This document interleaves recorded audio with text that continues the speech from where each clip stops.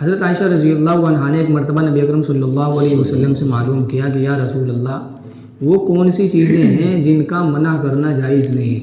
آپ نے فرمایا پانی، نمک اور آگ۔ امی عائشہ کہنے لگی یا رسول اللہ پانی کی بات تو ہماری سمجھ میں آ گئی کہ کسی کو منع نہیں کرنا چاہیے،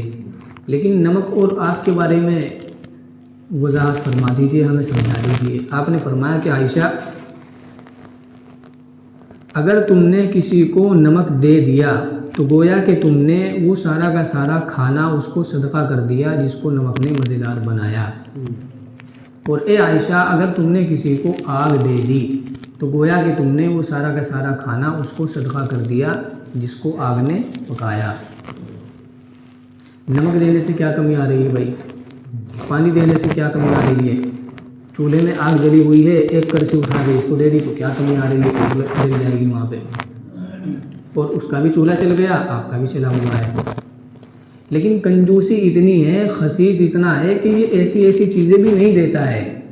اور ایسی ایسی چیزیں بھی اپنی پڑوسن کو نہیں دیتی ہے۔ تو یہ کنجوسی کی انتہا ہے، بری عادت ہے، انسانیت کے خلاف ہے، مروت کے خلاف ہے۔ تو یہ جب معمولی چیز بھی لوگوں کو مانگی نہیں دیتے، حالانکہ چمچی وہ استعمال کریں گے پھر واپس آ جائے گی، ہانڈی ساگ پکانے کے لیے وہ استعمال کریں گے پھر وہ واپس دے کے چلی جائے گی، کچھ بھی نہیں گھس رہا ہے اس کا۔ تو جب اتنی معمولی چیزوں میں یہ اتنے کنجوسی برتتے ہیں تو جو زکوٰۃ کا مسئلہ ہے وہ تو بالکل ہی نہیں دیتے ہیں، وہ اس کو کیا دیں گے وہ؟ تو اصل جو اعوذ باللہ من الشیطان الرجیم، بسم اللہ الرحمن الرحیم۔ أرأيت الذي يكذب بالدين فذلك الذي يدعو اليتيم ولا يحض على طعام المسكين فويل للمصلين الذين هم عن صلاتهم ساهون الذين هم يراءون ويمنعون الماعون۔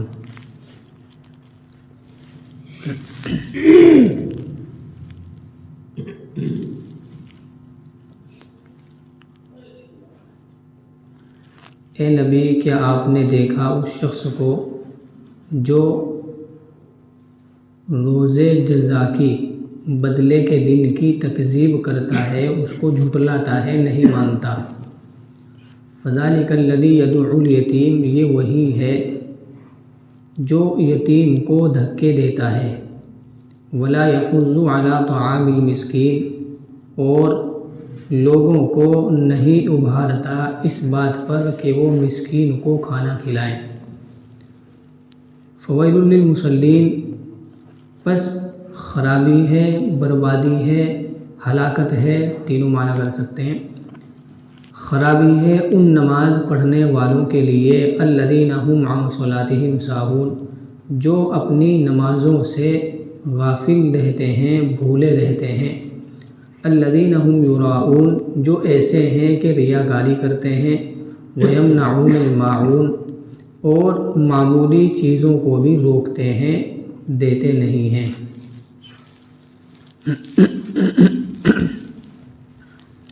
یہ اس سورت کا نام سورہ ماعون ہے۔ ماعون کہتے ہیں وہ معمولی چیزیں جو برتنے کی ہوتی ہیں، گھروں میں استعمال ہوتی ہیں، اور وہ چیز اگر کسی دوسرے کو دے دی جائے استعمال کرنے کے لیے تو نہ تو وہ گھٹتی ہے، نہ بڑھتی ہے، اور نہ ہی خراب ہوتی ہے۔ تو اس مناسبت سے سورت کا نام سورہ ماعون ہے۔ یہ سورت بھی بھائی مکی ہے، یعنی مکۃ المکرمہ میں نازل ہوئی۔ اس سورت میں شروع کی 3 آیتوں میں ایک مطلق کافر کی کچھ عادتوں کو بیان کیا ہے۔ کوئی خاص کافر مراد نہیں، بلکہ جس کے اندر بھی یہ 3 چیزیں پائی جاتی ہیں تو یہ کافر کی جو ہے عادت بیان کی گئی ہے۔ اور بعد کی جو آیت ہے فویل للمصلین الذین هم عن صلاتهم ساہون، یہاں سے 3 عادتیں بیان کی گئی ہے ایک منافق کی، کہ یہ 3 عادتیں ایک منافق میں ہوتی ہیں۔ اور شروع کی 3 آیتوں میں جو عادتیں بیان کی ہیں وہ عادتیں بیان کی ہیں کافر کی، کہ یہ عادتیں کافر کی ہو سکتی ہیں۔ تو اللہ تعالیٰ فرماتے ہیں کہ آپ نے دیکھا اس شخص کو جو روز جزا کو جھٹلاتا ہے، یعنی آدمی مر گیا، مرنے کے بعد دوبارہ زندہ ہوگا اور پھر میدان محشر قائم ہوگا اور وہاں حساب و کتاب ہوگا، اچھے عمل کا اچھا بدلہ اور برے عمل کا برا بدلہ ملے گا۔ تو یہ جو روز جزا ہے، یہ لفظ پہلے بھی گزر چکا ہے سورہ فاتحہ میں، مالک یوم الدین، تو دین جو ہے روز جزا یعنی بدلے کا دن، تو اس دن کو جھٹلاتا ہے۔ ایک مسلمان کا جو عقیدہ ہے وہ یہ ہے کہ مرنے کے بعد دوبارہ زندہ ہونا ہے، حساب و کتاب ہونا ہے، اور کافر کا یہ عقیدہ ہے نہیں، ان کے یہاں تو مر گیا تو بس ختم ہو گیا۔ ایک دوسری قسم کا ان کا عقیدہ چلتا ہے کہ بھئی آدمی 7 جنم لیتا ہے، اس مرتبہ اس روپ میں اس کی پیدائش ہوئی، اگلے جنم میں ہو سکتا ہے اس کے اعمال برے ہوں تو یہ کتے کے روپ میں پیدا ہو، یا کسی کے یہاں کسی جانور کے روپ میں ہو، کوئی گائے بن جائے، کوئی گدھا بن جائے، ان کے یہاں یہ عقیدہ ہے۔ تو ایک مسلمان کا عقیدہ تو یہ ہے کہ مرنے کے بعد اسے دوبارہ زندہ ہونا ہے اور حساب و کتاب دینا ہے، لیکن کافر کا یہ عقیدہ ہے نہیں۔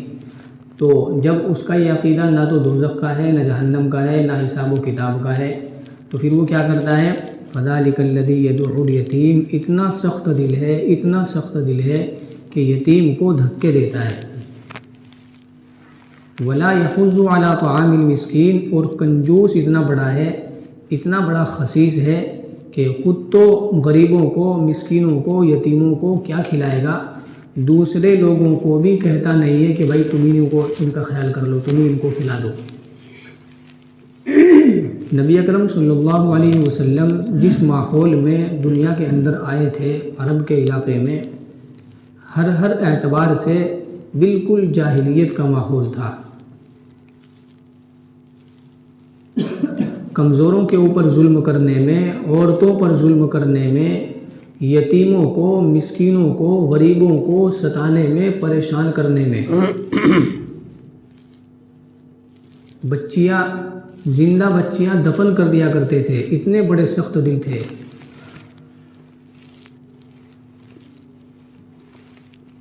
ابو جہل کے بارے میں آتا ہے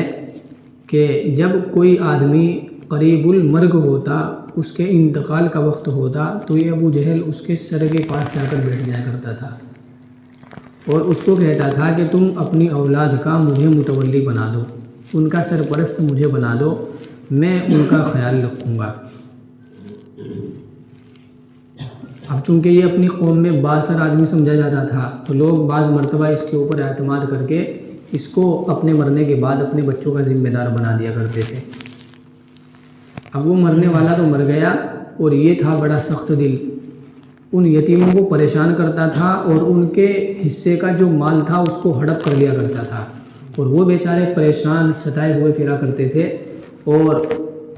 لیکن یہ واپس نہیں کرتا تھا، کوئی اس کا کچھ نہیں بگاڑ سکتا تھا، بہت طاقتور آدمی تھا مال کے اعتبار سے بھی، اور ویسے بھی سردار تھا مکے کا۔ تو اتنا جہالت والا ماحول تھا۔ تو اسی کو فرمایا ارأیت الذی یکذب بالدین، کہ یہ کافر کی عادت ہے اے نبی کہ آپ نے دیکھا اس شخص کو جو دین کو، روز جزا کو، میدان محشر کو جھٹلاتا ہے۔ تو اس جھٹلانے کی وجہ سے جب اس کا یہ عقیدہ ہے ہی نہیں کہ بھائی مجھے مر کر دوبارہ زندہ ہونا ہے، کوئی حساب و کتاب بھی ہوگا، تو یہ کیا کرتا ہے؟ اپنے سخت دل ہونے کی وجہ سے فذلک الذی یدعو الیتیم، یہ کم بخت جو ہے آپ کے یتیم کو دھکے دیتا ہے، ولا یحض علی طعام المسکین، اور مسکین کے کھانا کھلانے پر نہیں ابھارتا، یعنی دوسروں کو بھی نہیں کہتا کہ بھئی آپ ان کا خیال کر لیجئے۔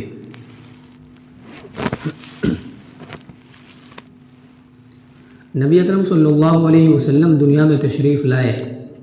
آپ مردوں کے لیے بھی رحمت بن کر کے آئے، عورتوں کے لیے بھی رحمت بن کر کے آئے، کمزوروں کے لیے، غریبوں کے لیے، یتیموں کے لیے، مسکینوں کے لیے، بیواؤں کے لیے بھی آپ رحمت بن کر کے آئے ہیں، حتیٰ کہ آپ جانوروں کے لیے بھی رحمت بن کر کے آئے ہیں۔ آپ صلی اللہ علیہ وسلم نے امت کو یہ انسانیت کا سبق سکھایا، اور پھر وہ ماحول جو ہے بدلا ہے اور پورا ہی بدل گیا ہے۔ آپ صلی اللہ علیہ وسلم نے فرمایا کہ جو شخص کسی یتیم کے سر پر محبت کے ساتھ ہاتھ رکھے، اس کے سر کے اوپر ہاتھ پھیرے، تو جتنے بال اس کے ہاتھ کے نیچے آئیں گے اتنی ہی نیکیاں اس شخص کے اعمال نامے میں لکھی جائیں گی۔ یہ آپ نے صرف قوم کو سبق سکھایا، یتیم کے حقوق بیان فرمائے۔ آپ صلی اللہ علیہ وسلم نے ارشاد فرمایا، الساعی علی الارملۃ والمساکین کالمجاہد فی سبیل اللہ او کالذی یصوم النہار ویقوم اللیل، کہ جو بیوہ عورتیں ہیں اور یتیم اور مسکین بچے ہیں، کمزور ہیں، تو ان کی دیکھ بھال کرنے والا اور ان کے کاموں کے لیے محنت کرنے والا، دوڑ دھوپ کرنے والا، کوشش کرنے والا ایسا ہے جیسا کہ اللہ کے راستے میں جہاد کرنے والا، ایسا ہے جیسا کہ دن میں روزہ رکھنے والا اور رات بھر کھڑے ہو کر نماز پڑھنے والا۔ تو اتنی بڑی فضیلت آپ صلی اللہ علیہ وسلم نے بیان فرمائی۔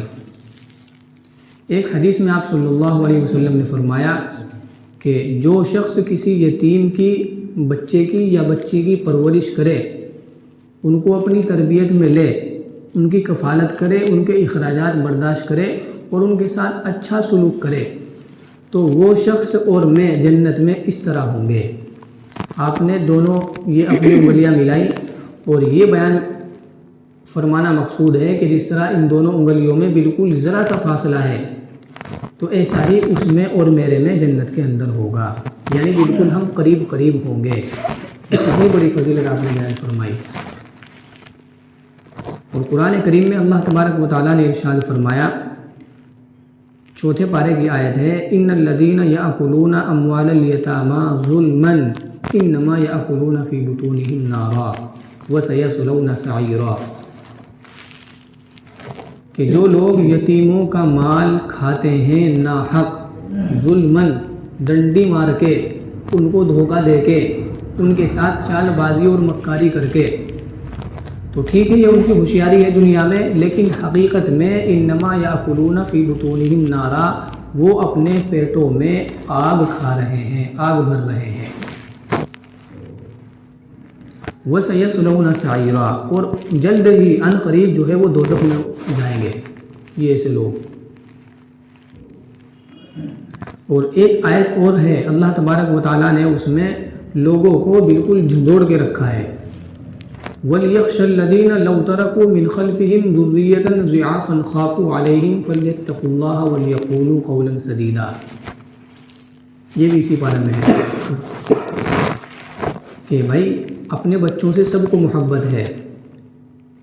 آج اگر یہی حادثہ میرے ساتھ پیش آ جائے کہ میرا انتقال ہو جائے اور میرے چھوٹے چھوٹے بچے ہیں جو ابھی سمجھدار نہیں ہیں اور نہ ہی اس قابل ہے کہ وہ خود جو ہے اپنے گھر کو سنبھال کے لے کے چلیں اور حالات سے اور دنیا سے مقابلہ کر سکیں، ایسے نہیں ہے، تو اگر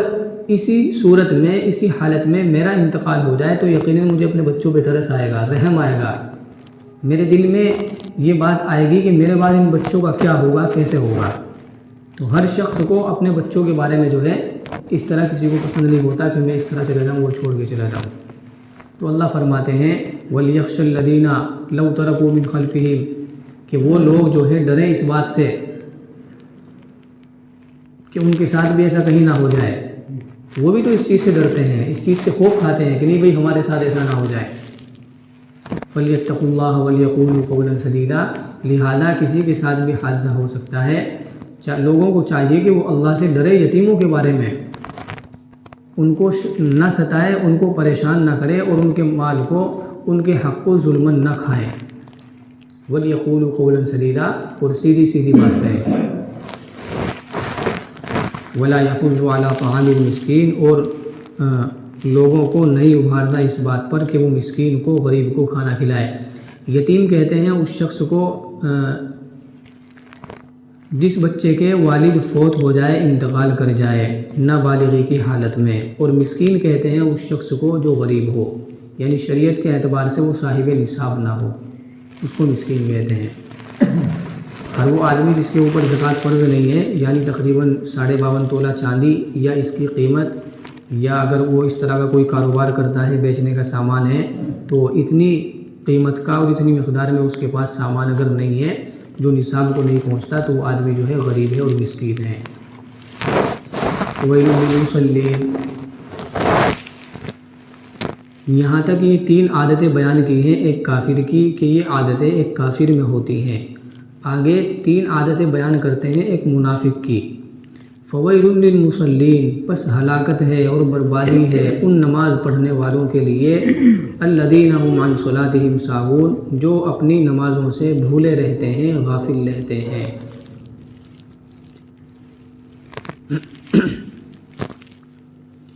ایک تو صورت یہ ہے کہ آدمی نماز پڑھ رہا ہے اور نماز پڑھتے پڑھتے کچھ بھول گیا،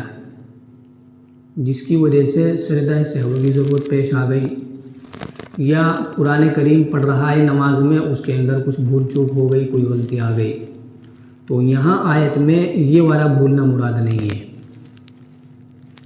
یہ چیز خود نبی اکرم صلی اللہ علیہ وسلم کے ساتھ بھی پیش آئی ہے کہ آپ نے سجدہ سہو بھی کیا ہے اور رکعات وغیرہ میں بھی آپ کو شک ہوا بعض مرتبہ۔ تو یہ صورت جو ہے اس آیت میں مراد نہیں ہے، بلکہ اور دوسری صورتیں مراد ہیں۔ وہ کیا ہیں؟ وہ یہ ہیں، نماز سے غافل رہتے ہیں، بھولے رہتے ہیں۔ ایک صورت تو یہ ہے کہ آدمی نماز بالکل پڑھتا ہی نہیں ہے، بے نمازی ہے، تو یہ آدمی نمازوں سے بھولا ہوا ہے، غافل ہے، یہ بھی اس آیت کا مصداق ہے۔ اور ایک صورت یہ ہے کہ ایک آدمی نماز تو پڑھتا ہے لیکن کبھی پڑھ لی کبھی چھوڑ دی، کبھی پڑھ لی کبھی چھوڑ دی، جب جی چاہا پڑھ لی اور جب جی چاہا چھوڑ دی، اور پھر بعد میں ان کی قضا بھی نہیں کرتا ہے، جو گئی تو گئی۔ ایک صورت یہ ہے کہ آدمی نماز پڑھتا ہے، ساری کی ساری نماز پڑھتا ہے، پابندی سے پڑھتا ہے، لیکن وقت کا خیال نہیں کرتا۔ ابھی بیٹھا ہے دکان پہ، دیکھ رہا ہے گھڑی پہ بیٹھا ہے، ابھی کر رہا ہے اپنے کام میں مشغول ہے، جو بھی کام ہے، اور دیکھ رہا ہے گھڑی کو کہ ابھی ٹائم باقی ہے۔ جب اس کو لگتا ہے کہ اوہو بس وقت نکلنے میں، اور ظہر کا وقت نکلنے والا ہے، عصر کا وقت شروع ہونے والا ہے، بس اب مشکل سے جو ہے 10-12 منٹ باقی ہے، 5-7 منٹ باقی ہے، تو جلدی جلدی وضو کرتا ہے اور جلدی جلدی اپنا 4 فرض پڑھ کے ایک طرف،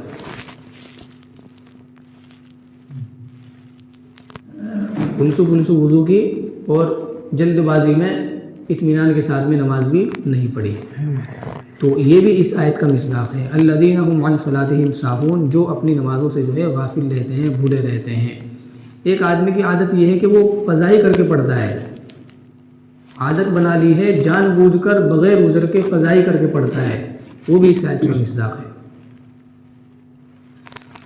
اور ایک صورت یہ ہے کہ نماز پڑھتا ہے ماشاءاللہ پابندی کے ساتھ میں، وقت کا بھی خیال کرتا ہے، لیکن نماز کا جو خشوع اور خضوع ہے اس کا خیال نہیں ہے۔ اس کی بھی 2 صورتیں ہیں، ایک تو ہے نماز کے ظاہر میں خشوع اور خضوع، اور ایک ہے نماز کے اندر کا خشوع اور خضوع۔ نماز کے باہر کا خشوع یہ ہے کہ آدمی کھڑا ہے لیکن اس کے اندر سکون نہیں ہے، اس کے ہاتھوں میں سکون نہیں ہے، اس کے پاؤں میں سکون نہیں ہے، حرکت کرتا ہے، بار بار ہاتھوں کا استعمال کرتا ہے، کبھی داڑھی میں ہاتھ پھیرنا، کبھی ادھر کھجانا، کبھی اس پاؤں پہ زور دینا، کبھی اس پاؤں پہ زور دینا، یعنی نماز میں حرکت کرنا، ہلنا جلنا، یہ تو ہے نماز کی ظاہری حالت کا خشوع، تو یہ نہیں ہے اس کی نماز میں۔ ایک ہے اندر کا، باہر سے بڑے اطمینان کے ساتھ میں کھڑے ہیں، سب چیزیں سنت کے مطابق ادا ہو رہی ہے، اس کا بیٹھنا بھی، رکوع بھی، اور سجدہ بھی، اور کھڑا ہونا بھی، لیکن اندر سے جو ہے ایسا ہے جیسا کہ ہم نے کسی مشین کا بٹن دبا دیا اور پھر سارا کام وہ مشین خود ہی کر رہی ہے، ہم بٹن دبا کے ایک طرف بیٹھ گئے۔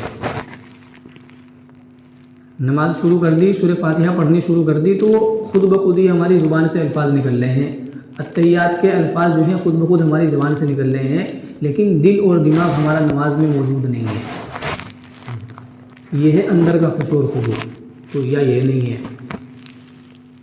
تو اگر آدمی یہ صورت جان بوجھ کر کے اختیار کرتا ہے تو وہ اس آیت کا مصداق ہے، اور یہ ایک منافق کی عادت ہے۔ الذین هم عن صلاتهم ساہون، خرابی ہے، بربادی ہے ان نماز پڑھنے والوں کے لیے، الذین هم عن صلاتهم ساہون، جو اپنی نمازوں سے غافل رہتے ہیں، بھولے رہتے ہیں۔ ایک دوسری عادت بیان کی منافق کی، الذین هم یراؤون، جو ایسے ہیں کہ ریاکاری کرتے ہیں، دکھاوا کرتے ہیں۔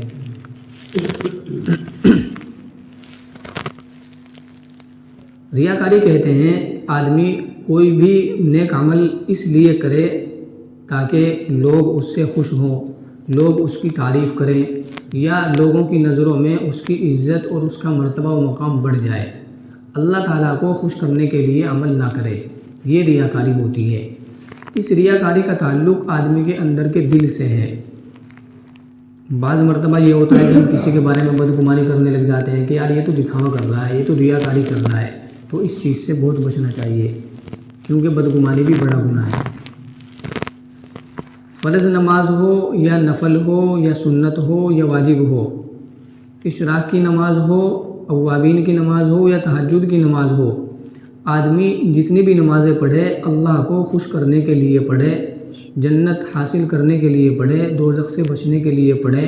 اپنی نیکیاں بڑھانے کے لیے، ثواب حاصل کرنے کے لیے پڑھے، کوئی سی بھی نیت کر سکتا ہے۔ اس لیے نہ پڑھے تاکہ لوگ مجھے نمازی کہیں، تاکہ لوگ مجھے لمبی لمبی نماز پڑھنے والا کہیں، تاکہ لوگ مجھے تہجد پڑھنے والا کہیں، تاکہ لوگ مجھے یہ کہیں کہ یہ 5 نمازوں کے علاوہ اور جو نمازیں ہیں، اشراق، اوابین، صلاۃ التسبیح جی اور چاشت وغیرہ، یہ ساری کی ساری نمازیں پڑھنے والا ہے، تو یہ نیت ہماری نہیں ہونی چاہیے۔ ایسے ہی اگر تنہائی میں ہم نماز پڑھ رہے ہیں تو بڑی مختصر پڑھتے ہیں، اور جب ہم نے دیکھا کہ اوہو کوئی آ گیا تو اس نماز کو لمبی کر دی، یہ نیت دل میں کر کے تاکہ اس کے دل میں میری عزت ہو کہ یار یہ بڑی لمبی نماز پڑھتا ہے، یہ نیت اگر کی ہے تو یہ ریاکاری ہو گئی۔ اور اگر نیت اس کے اندر سے بہت اچھی نیت ہے، کوئی اور ہے، تو پھر میں نے وہ بات کہہ دی کہ بھائی بدگمانی نہیں کرنی ہے۔ الذین هم یراؤون ویمنعون الماعون، اچھا الذین هم یراؤون جو ایسے ہیں کہ ریاکاری کرتے ہیں، ویمنعون الماعون اور معمولی برتنے کی چیزوں کو بھی روکتے ہیں۔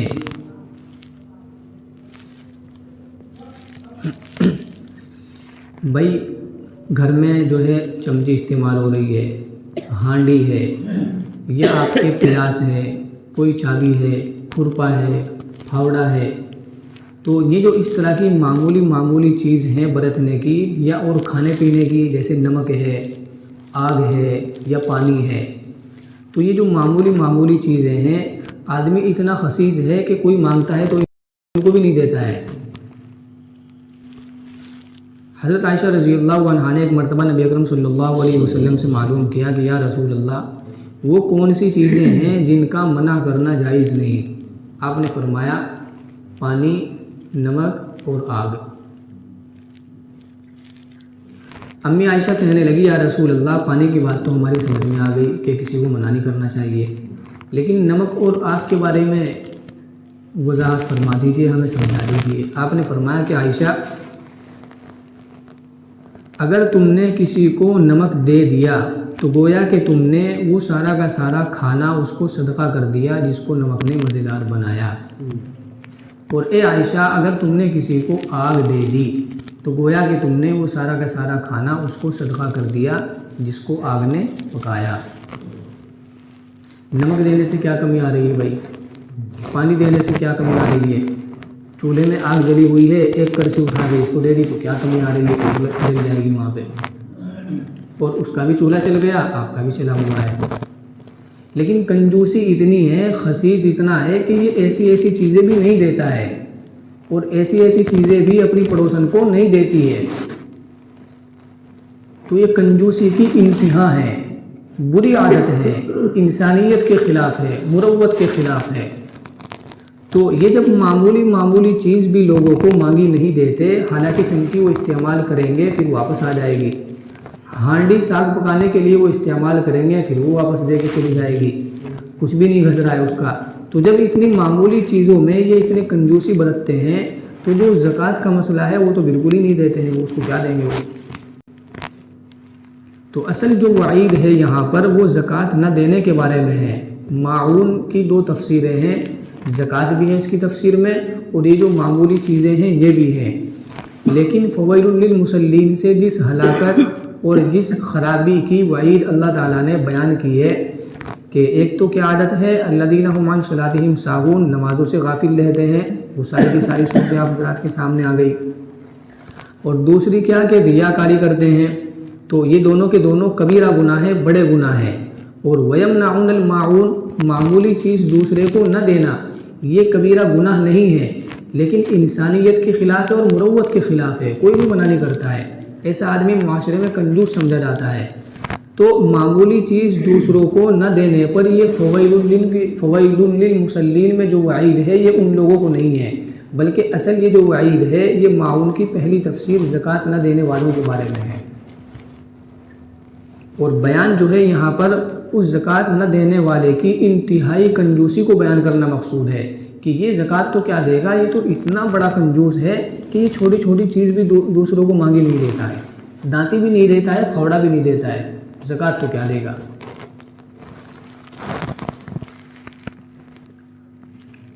تو اس لیے بھائی پہلی 3 آیتوں میں کافر کی کچھ عادتیں بیان ہوئی، اور دوسری جو 3 آیتیں ہیں ان میں ایک منافق کی عادتیں بیان ہوئی۔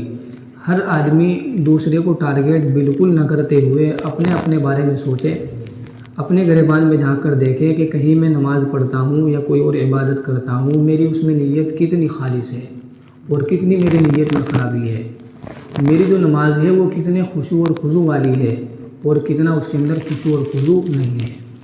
یہ اصلاح کرنے کی بات ہے، اور یہی ہمارے سننے اور سنانے کا مقصد ہے کہ بھائی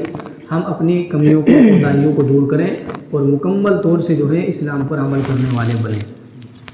ہماری نمازیں بھی اسلام کے مطابق ہو جی، اور ہمارے جو روزے ہیں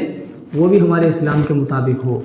ہمارا جو گھر کے اندر کا وقت گزرتا ہے اپنے بچوں کے ساتھ، بیویوں کے ساتھ، اپنے والدین کے ساتھ، یہ رہنا اور سہنا، یہ سب چیزیں ہمارے قرآن کے مطابق ہو جائیں، اسلام کے مطابق ہو جائے، یہی مقصد ہے بھائی۔ اب یہاں قرات سے متعلق ایک مسئلہ بھی آپ جو ہے سماعت فرمائیں۔ فویل للمصلین، یہ یہاں پر آیت لگی ہوئی ہے، یہ 4تھی آیت ہے، لیکن تجوید کے قاعدے کے اعتبار سے یہاں پر سانس توڑنا جو ہے بہت برا ہے۔ وقف کہتے ہیں ٹھہرنا اور رکنا، جیسے ارأیت الذی یکذب بالدین، یہاں میں نے سانس توڑ دیا، تو اس کو کہتے ہیں تجوید کی اصطلاح میں کہ بھائی پڑھنے والے نے یہاں پر وقف کر دیا۔ اب وقف کی بہت ساری قسمیں ہوتی ہے، بعض مرتبہ ایسا ہوتا ہے کہ کسی آیت کے اوپر وقف کرنا ضروری ہوتا ہے، بالکل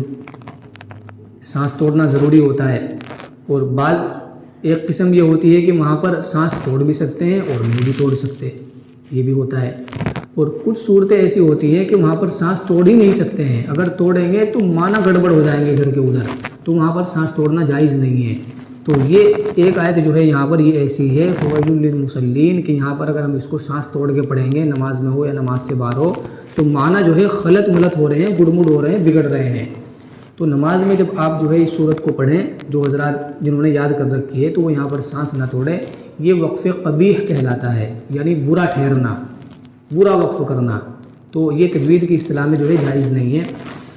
کیسے پڑھیں گے؟ فویل للمصلین الذین هم عن صلاتهم ساہون، اگلی آیت کو ملا کر کے پڑھیں گے، فویل للمصلین، یہاں پہ سانس نہیں توڑنا ہے۔